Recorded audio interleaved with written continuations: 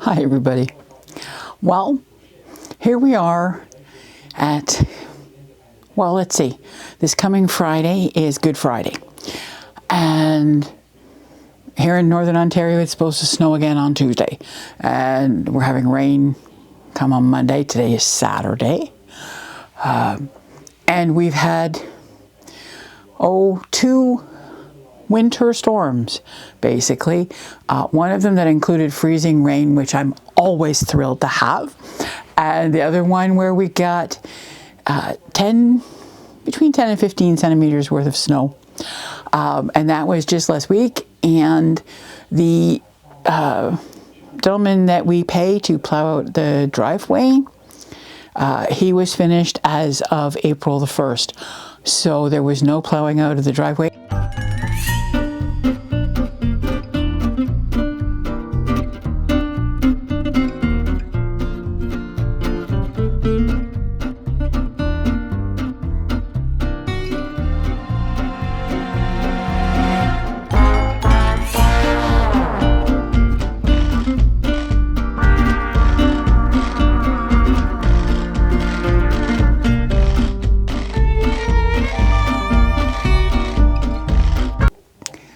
Yeah, I was so looking forward to getting outside, but on the plus side, you got to see my living room in all of that. One of these times I'm actually going to film out there, but it's going to have to be later in the day kind of thing, so I'm going to have to set up a whole bunch of stuff, but we'll get there. All right, one of the reasons that I really want to get outside is I've been stuck inside for the entire winter, and I do like being outside, but I need to be able to walk. Well, I need to be able to get my walker outside and stuff.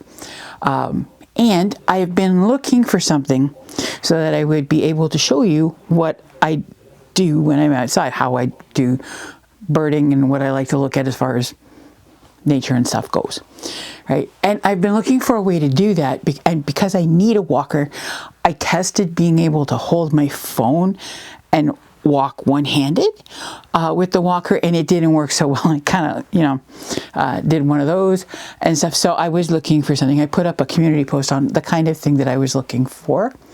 And then I found out about a thing, and I received one, and it's called a magic arm.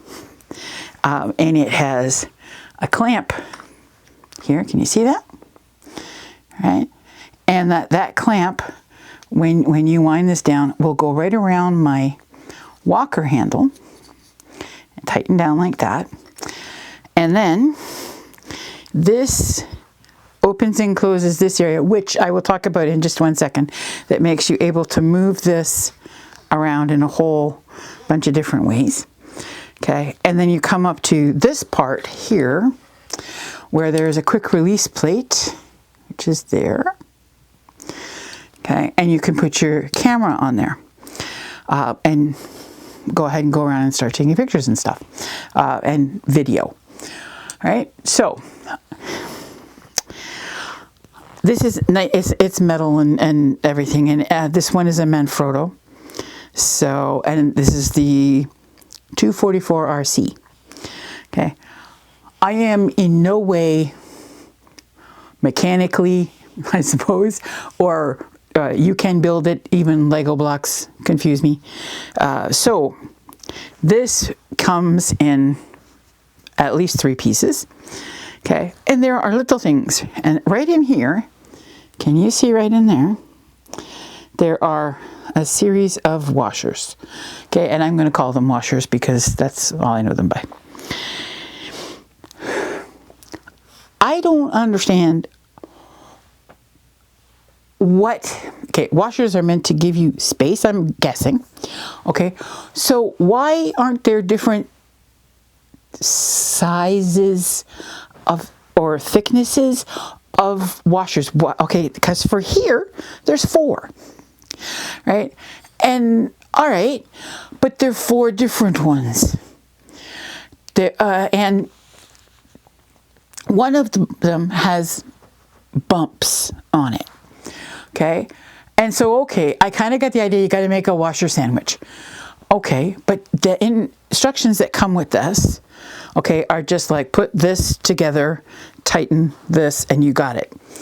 And it doesn't explain about the washer. So I did what everybody does, and I went onto YouTube, and I looked at a bunch of videos, and well, to tell you how much it doesn't stick in my head, I actually watched the video and kept stopping it in order to do the bits here. I am really bad with this kind of stuff. So there are 4, and it apparently is very important that the one with the bumps faces the correct way when it goes on here. Okay, now will somebody please explain this part to me in the comments? If you're making it, it's in the middle. Okay, so you've got one and then a plain one and then one with the bumps, and the bumps must face down, and then on the next one you put the one that is like underneath it with the bumps facing down. You put the same kind on the top and then stick it all in there. Why does it matter which way the bumps face? Maybe I'm not supposed to worry about that stuff, and maybe, you know, like I'm making it more complicated than it should be, but those things get me. Like, well, how come, right? Like, what? Maybe it would help me understand it better. I really don't know. It's one of those things. Behind me here, like, I have, behind the camera, okay, I have a couple of lights that are set to daylight, and I have them in an armed twisty bendy stand, okay? And I had to put that together. I had to put the arms on. Okay, so here it is. You've got a thing in the middle of it, and you stick one arm here and one arm there. All right. Who would have a problem with this? I do. Because I didn't understand the tightening part, how you get to attach it, but still make them move. Okay, but all right, fine. YouTube, thank you so much. You have many, many, many videos that are going to help me out of a whole lot of different scrapes. Okay, so this is also able to be used indoors because that clamp can go onto a whole variety of things, and I could actually set up some different things, which I'm looking forward to trying. So inside and outside, and I really want to be able to show you outside here at where I live, because it is beautiful here. That is one thing I've been doing, and waiting for the snow to melt so that I can get outside. But okay. Welcome to my neighborhood. What you're looking at is the hill, and in front of that hill is the highway, Highway 108. And then this is my yard with snow still.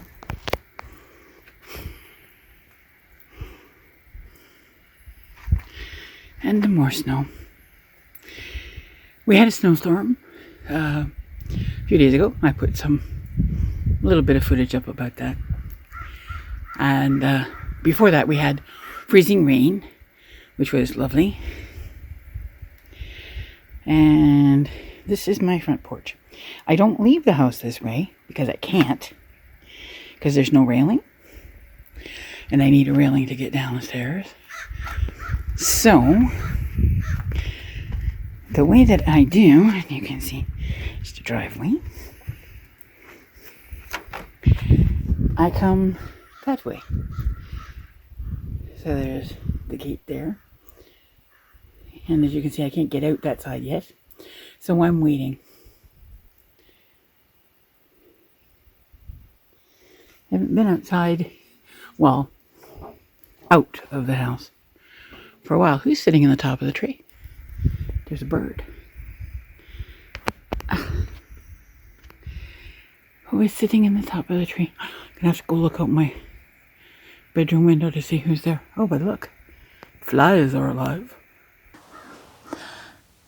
The next thing that I have been wanting to ask you guys about is, what do you think?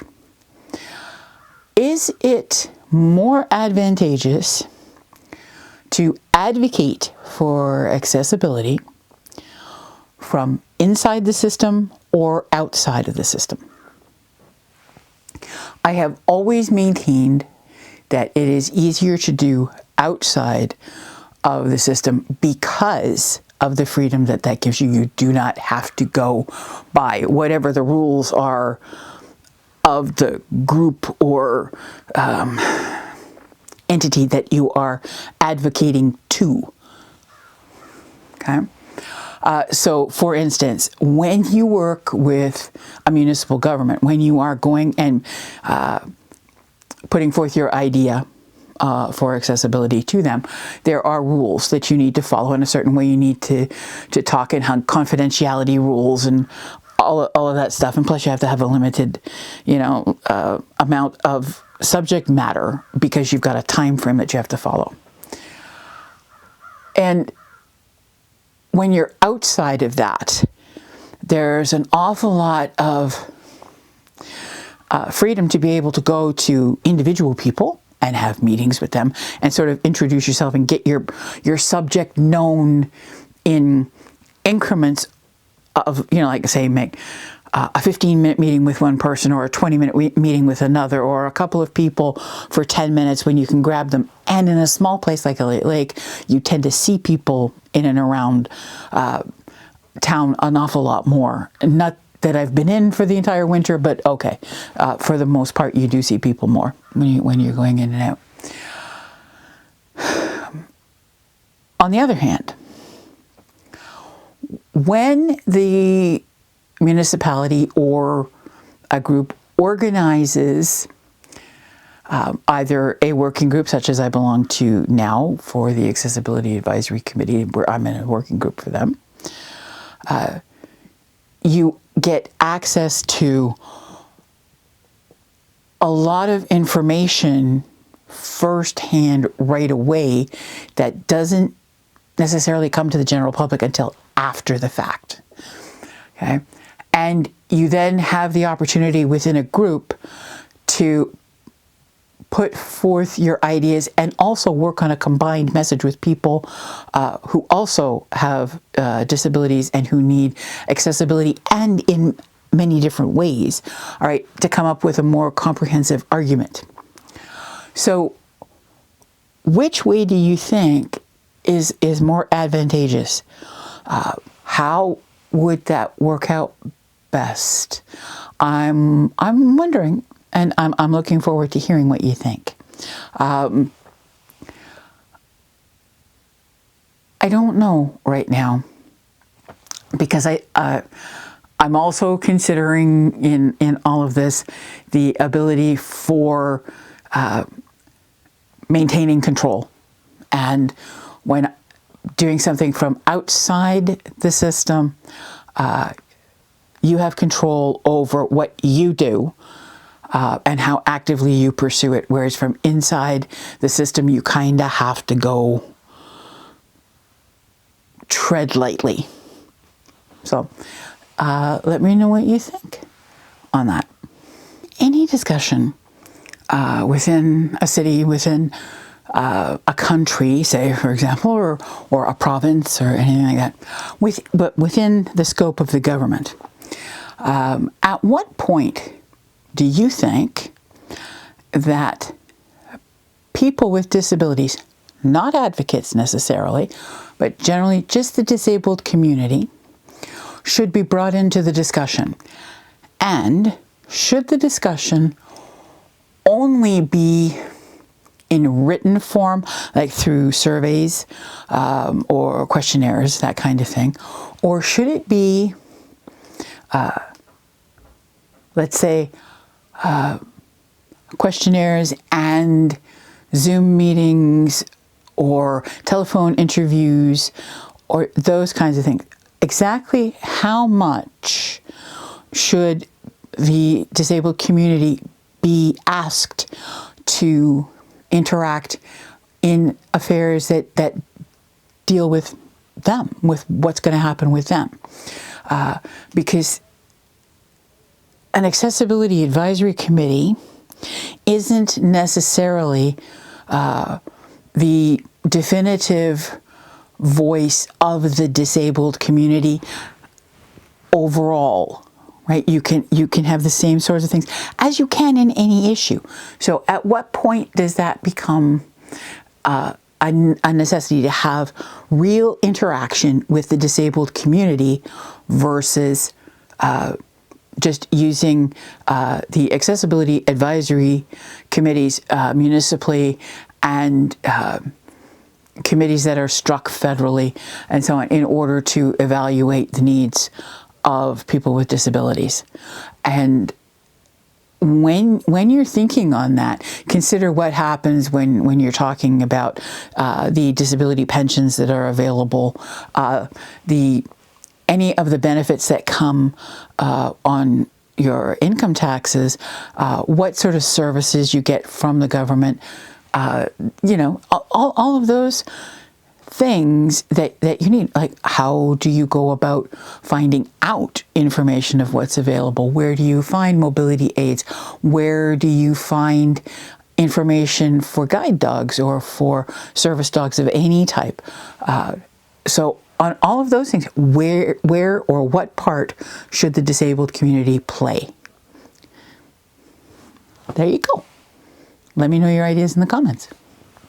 The last thing I'd like to talk about is the thing I'm looking forward to the most, which is being able to see birds again. There are so many things going on outside that I can hear the sounds too, and every once in a while I get to see them flutter across. Today I actually got to see a pileated woodpecker flying around and making that shrieking sort of Tarzan jungle noise that they do.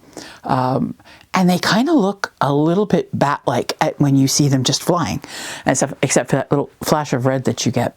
But they are an amazing bird. And of course the jays are out there. The crows are going mental crazy. And we have redpolls. I've seen a few goldfinch. And I have heard a few other fellas, plus, of course, the red-winged blackbirds, the rusty blackbirds, and the grackles, common grackles, are back. And they're always in groups. They seem to always be in groups, and they make an awful lot of noise. Right out my window, which is just directly that way, okay? I can hear them in the morning. They land in the maple tree there, which is just outside, and they start with this whole sort of conversation thing that they have going. And it is tweets, so to speak, or chirping, as you would know, but there's also a sing-songy, trilly, and an thing that they do, and an underlying sort of, like how when you walk into a restaurant, say, all right, and there are a whole bunch of people around, and you really can't pick out any individual noise, but you just know that there's a lot of speech and noise coming at you, right? It's kind of like that, and it's a very interesting thing to go through, and I'm looking so forward to seeing them again this year more than any other, because the goal for me this year is to try and get out more, not necessarily go far, because my situation currently doesn't allow me to do that, but to be outside more and listening and looking and hopefully taking pictures or video, and at least getting up and down the driveway and maybe over to the corner and back. I'm not comfortable going any further than that right now. I'll see how things go, and we'll try it that way, but it'll be good to get outside again. If the snow ever melts and stops coming back. Anyway, that is an update from me. For everybody out there, in case I don't get back until afterwards, have a great Easter, and I will see you again in the next one.